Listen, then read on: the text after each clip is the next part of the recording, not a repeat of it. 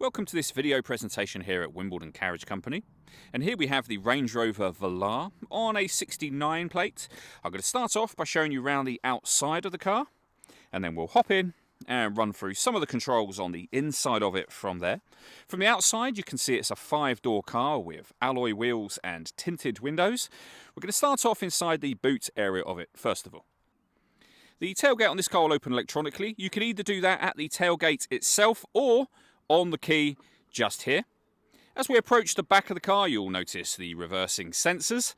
Plenty of boot space, of course. You can increase this space even further should you wish to by folding down any or all of the 3 seats that you see there.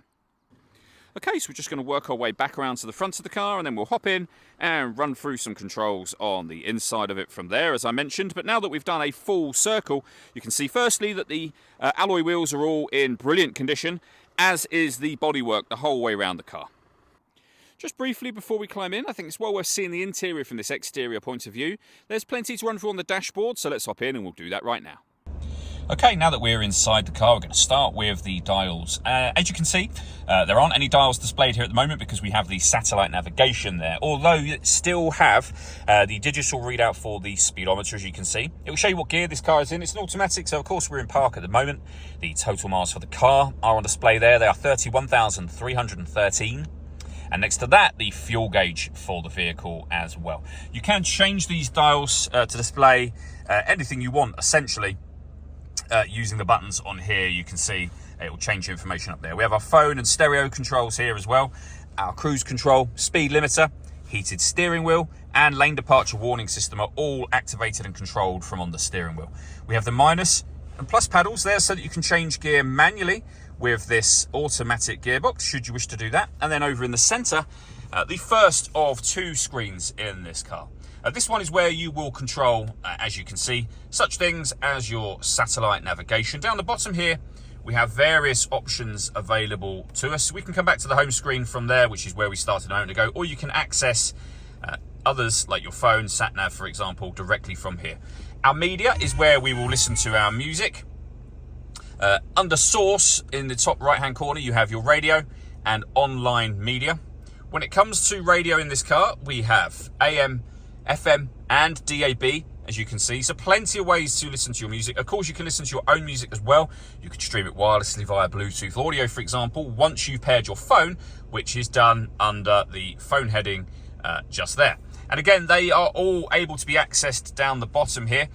Also on that screen, we have our full color reversing camera with guidelines that show you what direction the vehicle is headed in relation to the image that's being shown on the screen. And I said first the 2 screens, that's because we have one directly below it, which is where you can control your climate control, your heated seats, for example. You can see there that you can select the seat. You can change from air conditioned or cooled to heated, and you can do that for both driver and passenger seats. Below that, we can turn on our air conditioning, our heated front screen, heated rear screen. We can recirculate the air that's in the car, should you wish to do that. You'll see down here, after selecting seat, that you can control the temperature of the seat with this dial as well.